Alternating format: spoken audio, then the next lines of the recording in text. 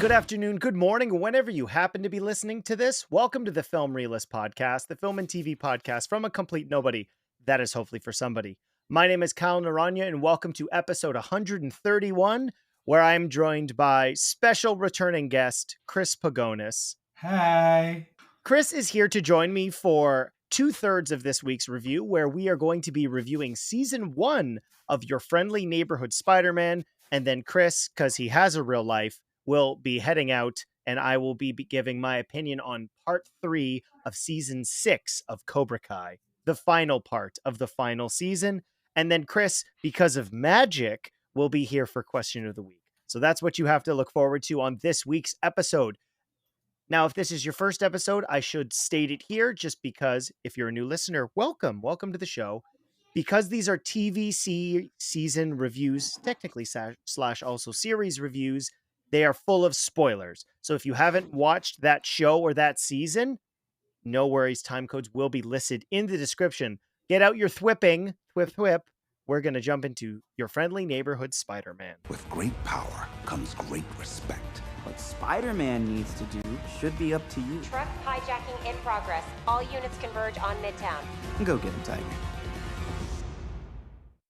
I have talked about episodes 1 and 2 already, but I think the best place to start with this, Chris, given how old we are, is the setup for this season after episode 2 is very much Smallville, except instead of it being kryptonite, it's Doc Ock building weapons for your everyday criminal. Now, am I wrong? Because that's immediately what I thought of. It's awesome. Yeah, they definitely go down that road for sure. And that's not a criticism. I think the framework for this season as a whole really does work its way into tropes we're familiar with and being a parallel timeline to the MCU. Obviously, I would say what is the Biff Tannen alternative timeline going back to the Future rules, because they're the best time travel rules, is instead of Tony recruiting Peter Parker for the Sokovia Accords fight in Civil War, we of course had Norman Osborn, and that relationship dramatically different from the one that Tony has with Peter. What I like so much about that is there's no friendship, there's no real mentorship whatsoever. Norman sees Spider-Man as a means to an end, and of course, as we get to the later part of the season, we can discuss that. But I also love that this show very quickly, because of what it does in this first season, there is no Iron Boy. He is still Spider-Man. And we've actually not really talked about the show at all. So I'm curious, you and I went into this very hesitant as to what is this going to be? Why does this exist? And I'm happy to say I really did enjoy it as the episodes went along. My major criticism is there's no reason for this to be three-dimensionally animated whatsoever, because the character models, when they're standing still, look amazing.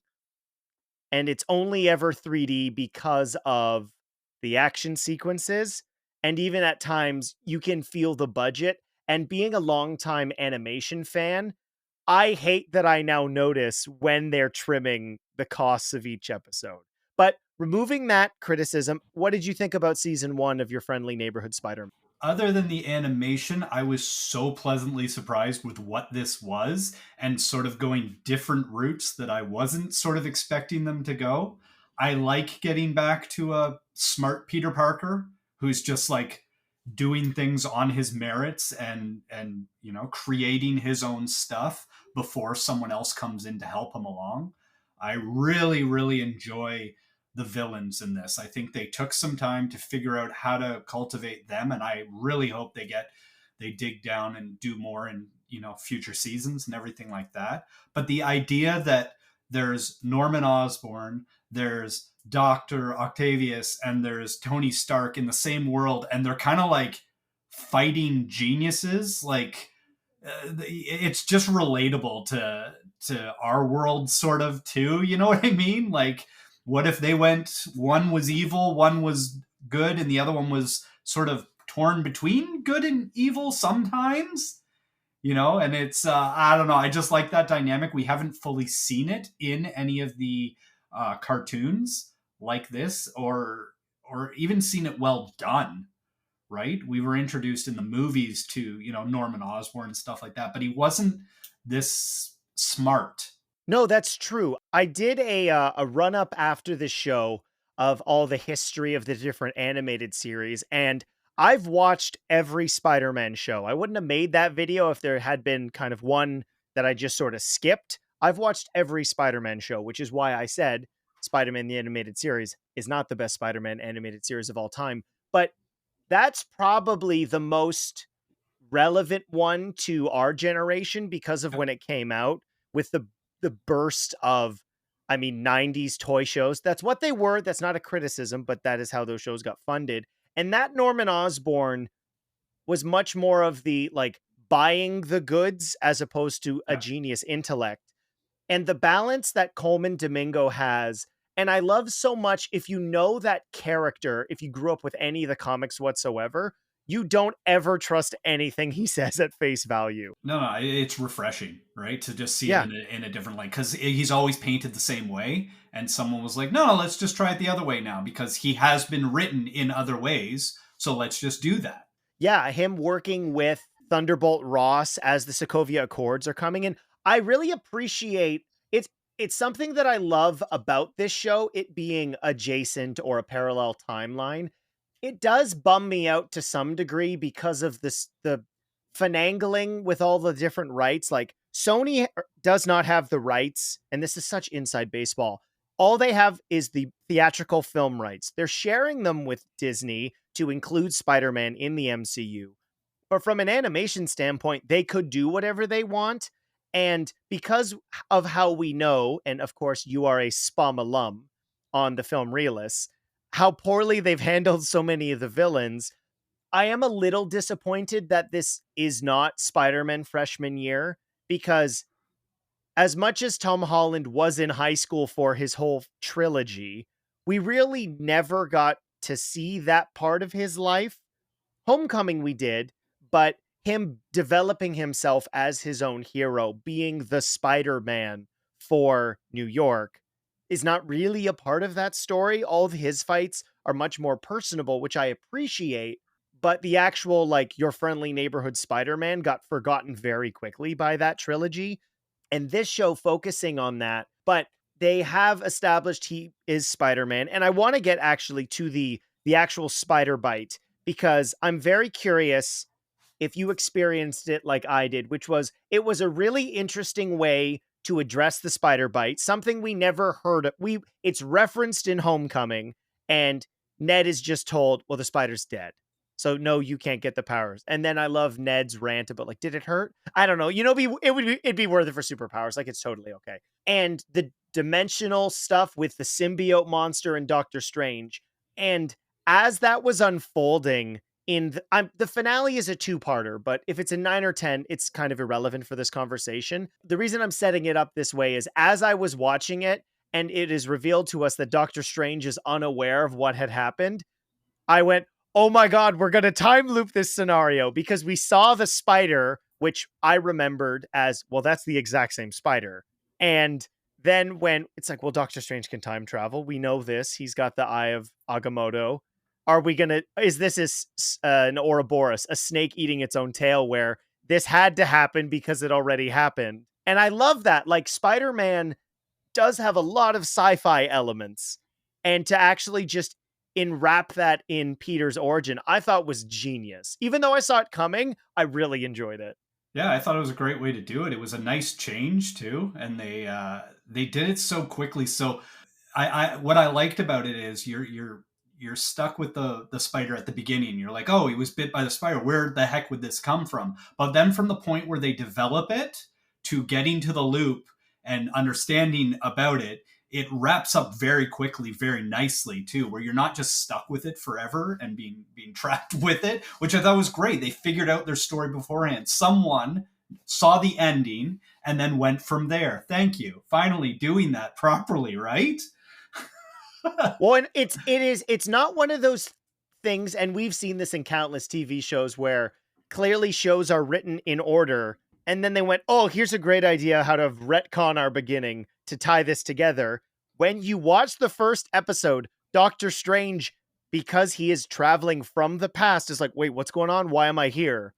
And it appears as if it's just of confusion. Yeah. But when you watch the finale, it adds that layer in where he knows where he goes and realizes, no, I'm not supposed to be here. Right. And I love the way that the relationship evolves. And the use of the MCU universe is abundantly clear in this. We get cameos from different characters. But what I appreciate so much, and this is a tip of my cap to something like Spider-Man the Animated Series that did this so much better than something like Ultimate, which is just, look, all the Marvel stuff is here, and Ultimate Spider-Man. The current run, incredible. The original run had its greatest moment was giving us Miles Morales. But in this show, even with those cameos, and some of them are amazing, I'm sure you fangirled seeing Charlie Cox just in a full suit while playing the Netflix theme. I adored that so much. Oh, absolutely, right? And then they just dip their toe into that world too, and like, here you go. Here's just a little taste, which is great, right? But it never forgets it's a Spider-Man show. Mm-hmm. Mm-hmm. It's not Spider-Man and here's some craziness that, like, what we all wanted from Spider-Man 4 that we aren't going to get. This is Spider-Man's story, and its focus on the expanded cast is something that's always going to be a part of it. The development of Lonnie Lincoln I found particularly interesting. I don't even want to get into it really, because Tombstone, that being a part and it being foreshadowed, knowing who that character is, and diversifying Spider-Man, because this is a 2025 New York. This is not 1960 when all of this stuff was created. I went on kind of a rant about diversifying in episodes 1 and 2 of my review of the show so far, but you need to have a cast that represents New York now. And adding in the cultural dynamics of somebody in athletics, and then because of his home life, these are layered stories. It's not just we've made everybody outside of Peter a minority just cuz. And I give Jeff Trammell a lot of credit for that, because there are going to be people who are going to complain, but if those people don't watch the show, and even if they have, there's no ammunition to argue and use just the W word, which the voice actor for this used prior to it being released, which was incredibly frustrating. Right. But this feels like a modern New York. Yeah, and I give them credit for stepping away from Eddie Brock and Flash Thompson too, like to do something different with those characters. Those are so stale and played out. You gotta do something different, and they did it, and I think they did it well, rather than those same tropes of, oh, he's smart, he's the picked on nerd, oh, there's the bully who's captain of the football team. Like, it's just so done and dead now. That's nice to see something else. Well, and obviously we're old. I would say, like, not Gen Z, like, because Gen Z and Alpha, those two generations, and even with millennials, and it's one of my favorite elements of the Jump Street films is the diversification of cliques had started 30 years ago. Like, you weren't just, and this is the benefit of modernizing these stories, is you add in layers as opposed to such distinct class types like you would have in something created 60 plus years ago. And I love that. Like, you're introduced to Lonnie, who is the star of the football team, and Peter makes his assumptions about him like, oh God, I got to be partnered with this jock idiot. It's like, no, Lonnie's really smart. Like, there's a reason this guy is successful in this school. It's not just because of his pure brawn. And the stress that he's put under is such a modern problem and is becoming more prevalent in a lot of this media aimed at kids and young adults. I talked about Win or Lose, where its exploration of mental health and how that affects athletics is something that having more of that stuff presented, if it helps one kid or one teen, it's a successful part of storytelling because it allows you to feel seen. We all have participated in athletics. Literally, you and I have done stuff together, and you're always you can't not tune out your real life when the athletics start. We played a volleyball game against some lawyers, and we were all like, we have to beat the lawyers. And that's real life affecting that decision.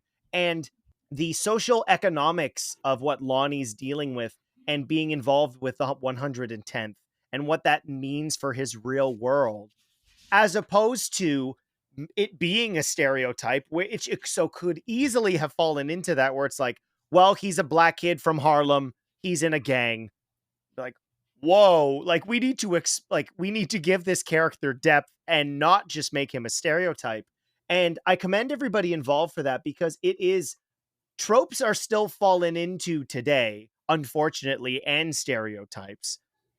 But having a Spider-Man cartoon that so easily makes it much more accessible by giving characters of depth, and he's a supporting character. Like Peter's the main character, and then somebody like Nico, who providing a character who lives in in the foster system, eventually is adopted by her mom. Peter's got his own stuff going on with living with May, and I'm curious if we're gonna see Ben and whatnot. But I like the way that this world evolved. It wasn't just, here's Peter being Green Goblin Jr., which is something I was kind of assuming through episodes 1 and 2, and I mentioned how that was completely coded by reading Ultimate Spider-Man from 2024.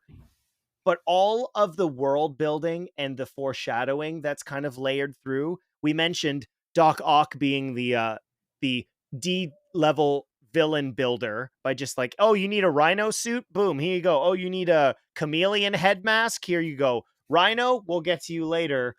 And then, oh, the arms just happen to be the security for his little ship.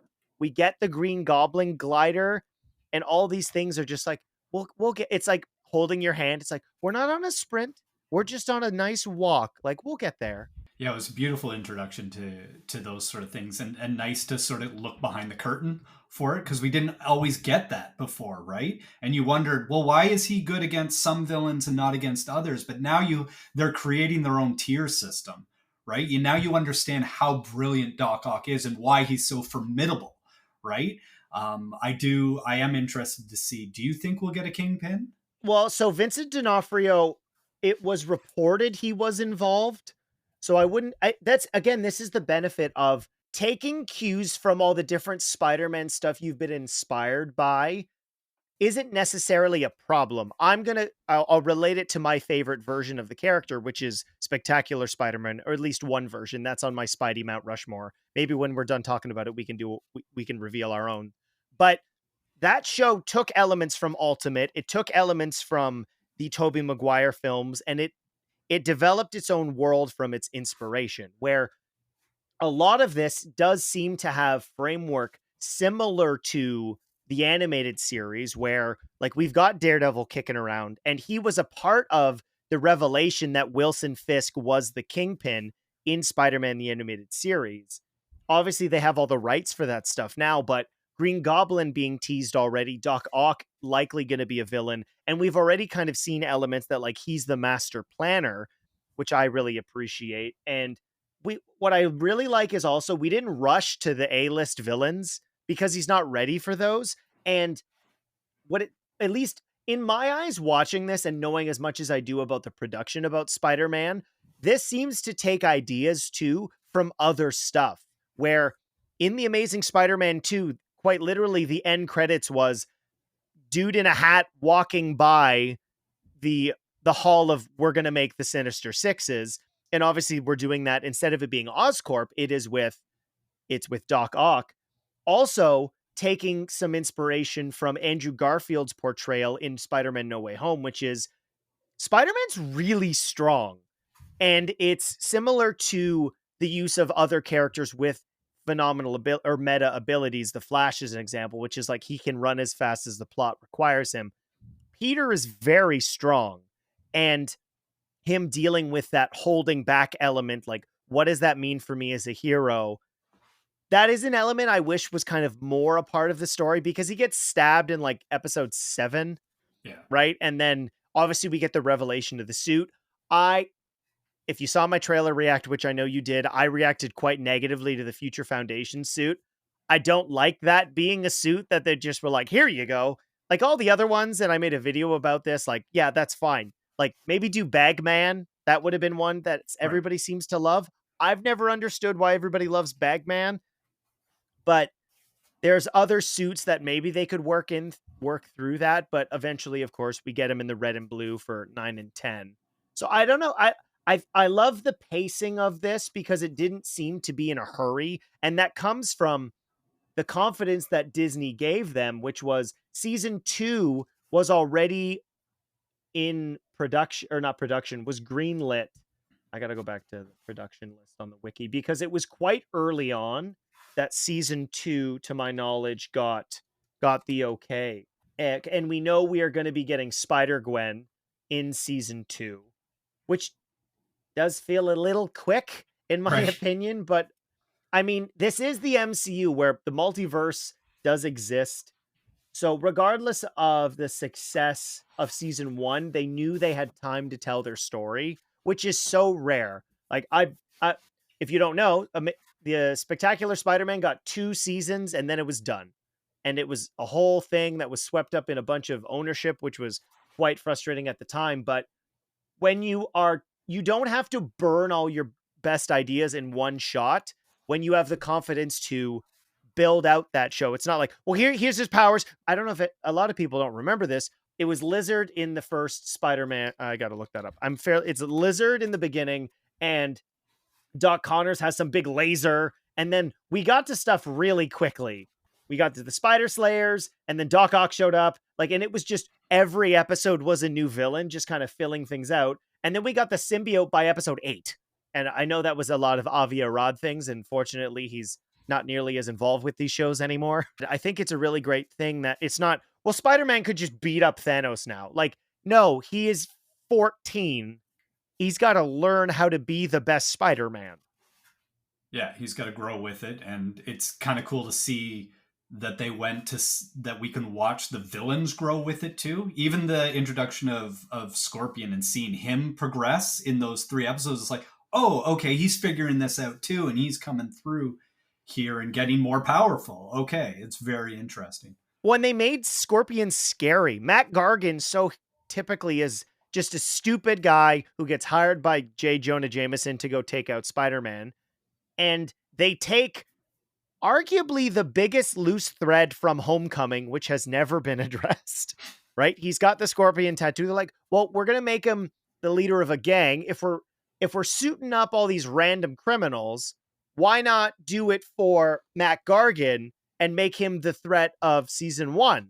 Because that is a C-list level villain that can push Spider-Man where he is now. It's kind of similar to the video games, which is your real villain was Doc Ock in Spider-Man 1, and then Spider-Man 2 was Kraven, who I would argue is an A-list villain of Spidey's, and then we got Venom, where the seeds being planted in this look to be like Green Goblin and Doc Ock likely for season 2 for the most part. And although we do have the symbiote, in my opinion, that would be too much all in one season. So maybe it's Doc Ock and symbiote suit, which is fine. I mean, the one thing Spider-Man has always struggled with is doing too much. That's one of my biggest criticisms for the movies, right? They tried to introduce too much and they just don't know what to do with it. But they've given us so many little tidbits and treats with this, though, that I hope that they've got it already figured out for 2, 3, 4, whatever they think. But I hope they've got it figured out, because you've introduced everyone so far, except for, Kingpin. But you've got Connors in there. You've got Tombstone coming in. You've got all these pieces, and as you said, this could easily be too much if it's not well thought out. So I'm hoping that they have figured that out for sure. Yeah, I think it's a really good series. I definitely went in kind of with my guard up, and pleasantly surprised that by each episode, it was a world I was really looking forward to exploring each week. We see the Watcher in the finale. Get him out of here. I want nothing to do with What If. No. Don't care that he's voiced by Jeffrey Wright. No, thank you. You know what did it for me? When they brought in Iron Man, and I was like, oh no, they're just going to make this as at any time that he's struggling, he can be saved. And then when you find out that Norman Osborn brought him in, that it wasn't, no one's watching Spider-Man, nothing like that, I was like, Thank you. Like they won't be intervening anytime. Doctor Strange had no idea who he was or what had happened. It was fantastic. They didn't even introduce themselves to give away his secret identity. So it was just nice that they kept it that way. So because Spider-Man's always seemed like its own thing almost. You know what I He's mean? street level. He's not Yeah. fighting Avengers Yeah. threats. Like Yeah. you can, and even when the threats become larger than life, they still don't feel on the scale of something. And we were talking, we mentioned it earlier, like Iron Man just shows up for that one scene and he's out. Yeah. He's not in the rest of the episode, which is great. All right. I think that's if you haven't watched this show and you're hesitant like me, I said in the first 2 episode discussion that it really did remind me of Batman The Adventures Continue, which is we're exploring the universe that we are familiar with, but they're able to do things differently because they don't have to be beholden to the canon. I'm still going to say, okay, that was the easy way out because we do have other shows that have told stories within locked canon, Star Wars Clone Wars, Star Wars Rebels, but not everybody is Dave Filoni, and I understand that. So it's definitely worth checking out. I'm curious though, Chris, because I mentioned it, and this can kind of wrap up the review. I'll tell you my Spider-Man Mount Rushmore, and then I'm curious what yours are. So it could be like, what's your favorite cartoon, your favorite movie? I mean, the video game will be the one that I played, and then if you have like a favorite Spider-Man story, okay. So who's your favorite Spider-Man? So we'll instead of story. So for me, it's Andrew Garfield. He's the best Spider-Man. My favorite Spider-Man video game is Spider-Man 2. Spectacular Spider-Man is my favorite Spider-Man cartoon. And then my favorite Spider-Man movie, I'm just going to say, in my opinion, I don't think it's close whatsoever. It's Across the Spider-Verse. So that's my Spider-Man Mount Rushmore. What would yours be? And I know I just put you on the spot. I mean, Andrew Garfield, we both fangirl about Andrew Garfield any chance we get. The guy is an incredible actor, and he's light years beyond other people. That's not saying Tobey Maguire and what's his name aren't great. Tom Holland, there he is. But Andrew Garfield is just, we just feel like he's next level. That's all. I don't play There's a movie games. where you compare the three of them. Like this isn't, I totally respect people saying Tom's got the best movies or Toby has the better movies.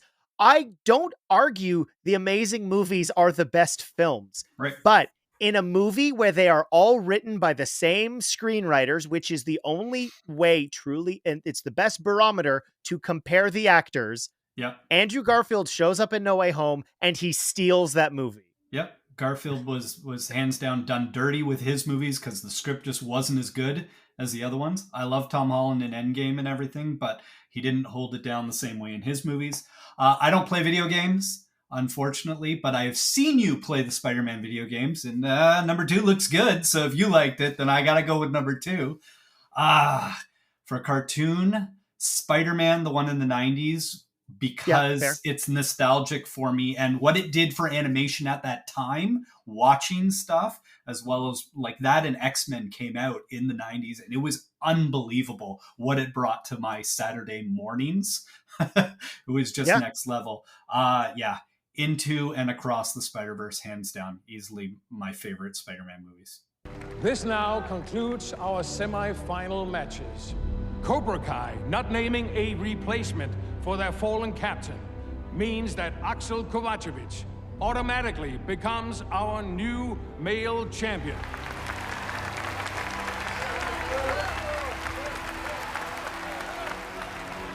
However, Cobra Kai has named a replacement.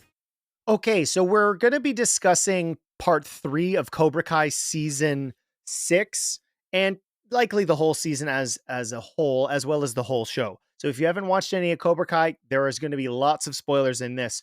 What I found really interesting as this season gets started, or this part gets started, is that it really does feel like a new season, particularly with the breakup. Dealing with the death of Quan and the trauma that leaves with Danny was really interesting. What I found most compelling about part 3 is it made me reflect much worse on parts 1 and 2 specifically. And I know I said this leading into season 6 with my season 5 review, which feels like so long ago, but doing the Saikai Taikai and focusing more on the initial cast is something that I really felt would have been an improvement on this season, because I enjoyed 5, but for the most part, it felt as if we were kind of listless.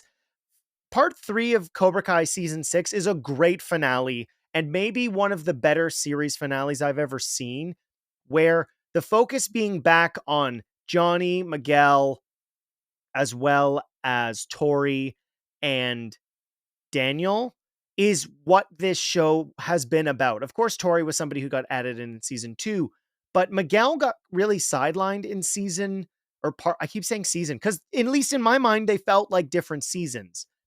But part 3, being back in California and really ramping up the Saikai Taikai, what that's going to mean, who needs it and who doesn't, is such an excellent focus on the differences between Cobra Kai and Miyagi-Do, and the methodologies and the beliefs behind the two different martial arts. Of course, Cobra Kai, strike first, strike hard, no mercy. And with Miyagi-Do, the fights are avoidable. At least they should be. And for the people who did train successfully within Miyagi-Do, and Miguel did as well, but Daniel and Sam realizing that they were fighting for the wrong reasons and that they don't really feel like they need a reason to fight anymore is a good conclusion to that story. Pivoting to from Robbie to Miguel, who is still ramping up to do the fighting in the Saikai Taikai, because of course it gets brought back because it's Cobra Kai. We need a final tournament for fighting. But moving the Saikai Taikai to the Valley, having it feel very reminiscent of the Hill Valley tournaments, which of course are a huge part of this show, and Robbie getting injured, making it about Miguel, who does see the need for the fight, was a great way to wrap up this story.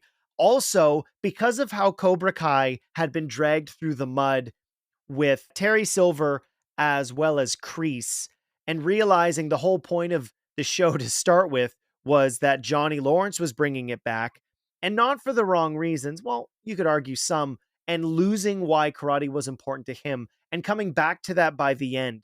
The focus of this show was initially Johnny being a teacher or a sensei, and getting back to that and his relationship specifically with Miguel, his adopted son at this point, and how their relationship has evolved, realizing that they have something to fight for and that Johnny still needs this, and how far Johnny and Danny have come in their relationship, that Miyagi-Do steps out, but because of the technicalities of the rules for this show, Cobra Kai is able to be brought back quite literally from the dead within the tournament, because Tori realizes she wants to fight. She wants to fight for the people who support and love her, being everybody else, even though they are in the different dojos, but that no longer matters. Cobra Kai is being treated with respect, and this dojo is being represented on the side of good, on the light side, if we're going to use the Star Wars metaphors. And Miguel coming back to fight, I want to just call him Ivan, but Axel, and the two finale fights, and seeing all the flashbacks with how they choreograph that scene and fight scenes we've seen from earlier, was a great way to show where Miguel's character has come, and even including the ridiculous part where he was paralyzed, and keeping the Iron Dragons as a villain was a good idea. I wish they had been introduced and been more of a focus, because we had 3 dojos in this series or season.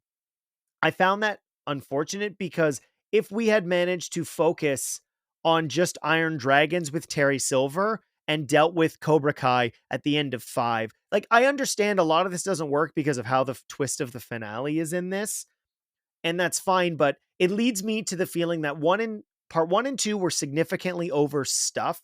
Part 5 clearly seemed like all of the best ideas. At least they knew where the ending of this was. Ironically, after talking about Spider-Man with Chris, that this is so funny to me, because we have such a minimal cast for part 3.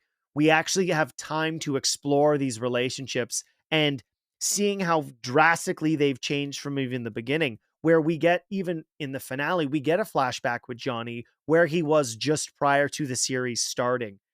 And this show's story being about Cobra Kai and Johnny, that being why it's the title of it, really does have a really methodical and heartfelt conclusion. We get You're the Best Around. I believe it's the first time it's been played in the series, and that leading to Johnny's fight with the lead of the Iron Dragon's Wolf Dojo.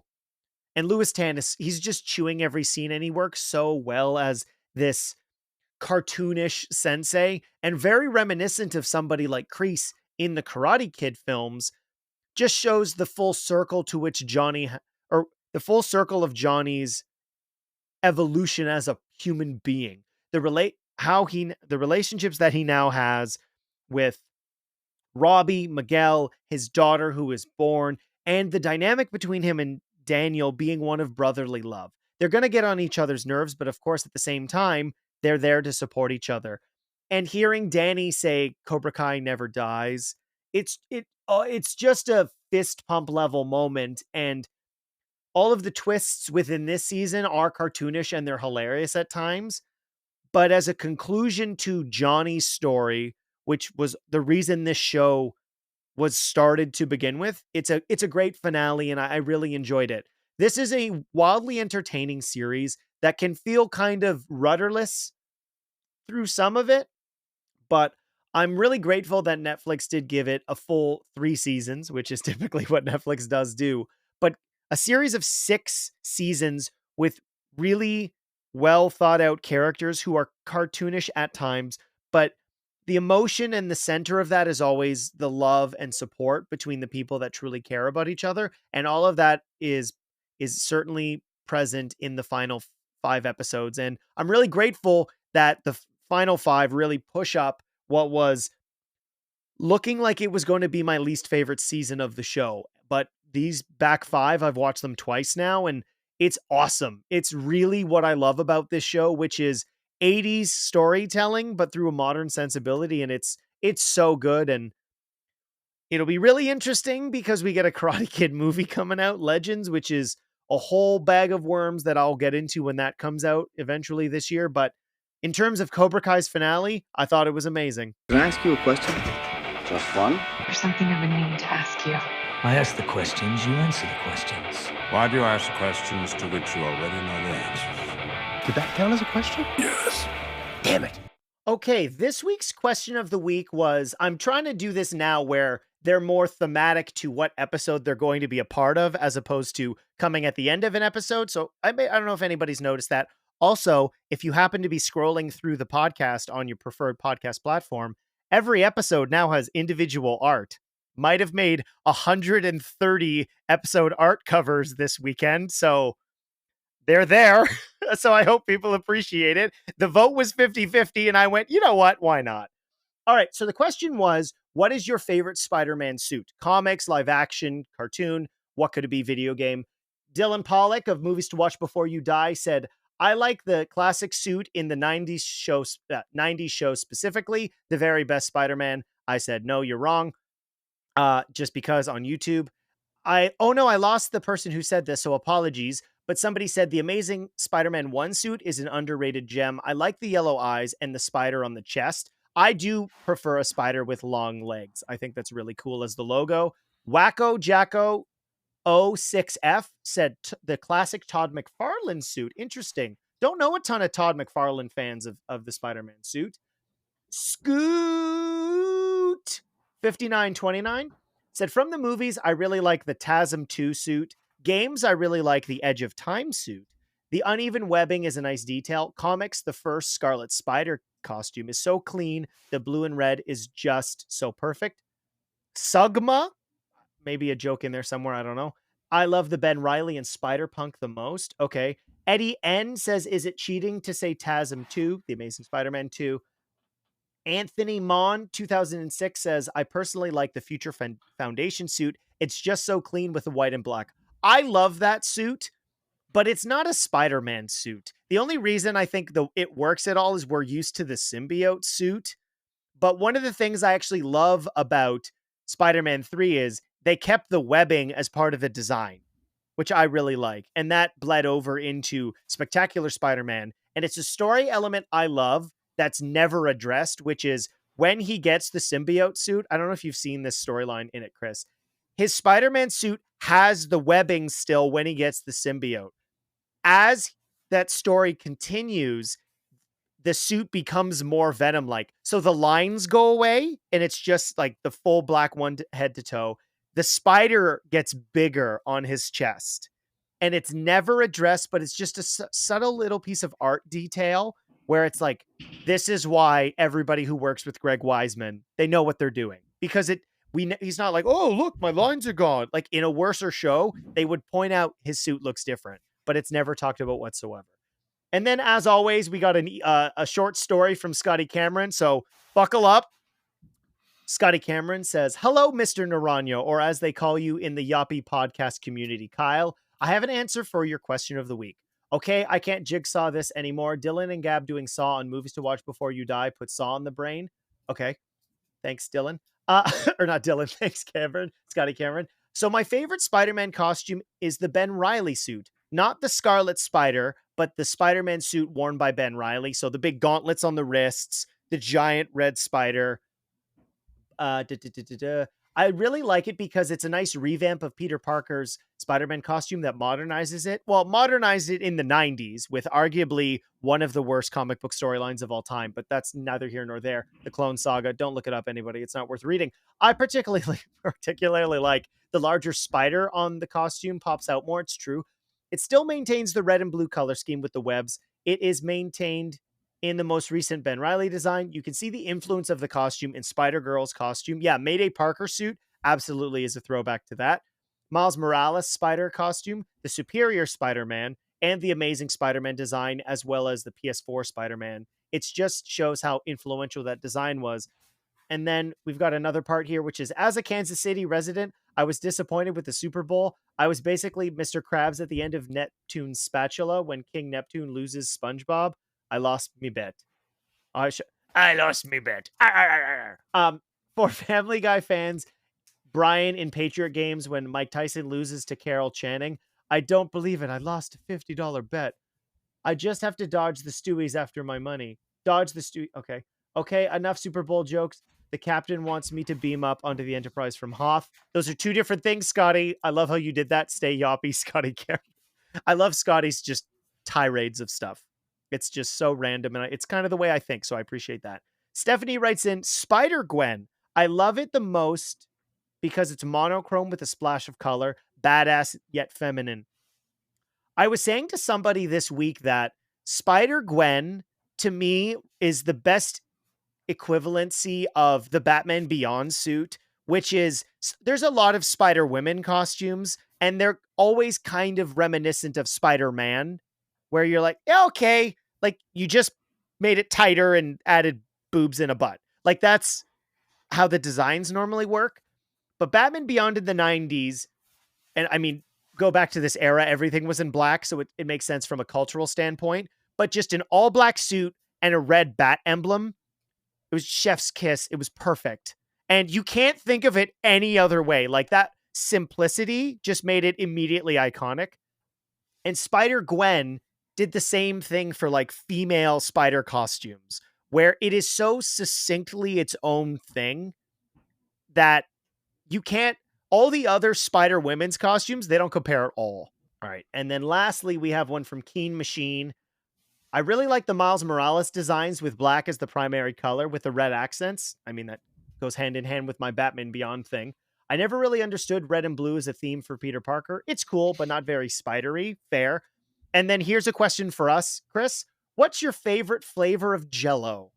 Okay, let's go back in time to when we ate Jell-O and try to figure it out. Exactly. I'm torn. My brain immediately just went to like red, but I can't tell you what that flavor is because red was a flavor in the 90s. You know what I mean? It's like, cherry. Oh, it tastes like purple. Cherry originally, then raspberry. I don't know. I'm looking it up. I feel like red used to be something and now it's different. Well, okay, there's like 9 different ones. I just want classic Jell-O flavors. Right? I would have to This is, again, I don't know. The timeline of Jell-O flavors. Here we go. I found a perfect article for this. Okay, let's go 1990s. This is fun stuff that you can only get if you go all the way to the question of the week. Oh, there's a pie chart. Okay, here we go. This is how they're seasoned. That doesn't help me with flavors. How do you season Jello? What's Okay, a Jello so- seasoning? I don't know. So here it says there was cranberry was introduced as well as cran strawberry. I think you're right though. I think it was cherry. All right, I'm gonna go lime. Okay, because Yeah. I was green lime. It's sweet enough. You want a little bit of tart in there to help balance it out. I'm gonna go lime. Yeah, I think it's curious. Keen, keep it keen and let me know what your favorite Jello flavor is. Next week's question of the week I thought would be fun because there's always an argument that we're just in cable again with all the different streaming services and which ones do you drop? And this is by no means a sponsorship because can you imagine? Next week's episode, I will be reacting to / reviewing the first half of season 3 of Reacher. So here's your homework, episodes 1, 2, 3, and 4 of Reacher season 3. And Amazon Prime as a streaming service, I find it impressive with, for the most part, how good the catalog is. Looking at Invincible, Legend of Vox Machina, Cross was good, Reacher is good, The Boys. There's Wheel of Time, Rings of Power if you're into the fantasy genre. And I'm sure there are countless others. So I'm really curious. All of us have Prime. Almost nobody doesn't now. So here's the question. Rambling. Let's move that to the side. What is your favorite show currently on Prime Video?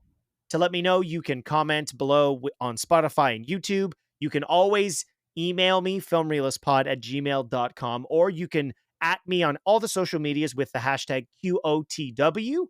Your answer most likely will be read. I haven't gotten to the point where there's too many, although this week's was pretty close, I have to say. This was pretty close.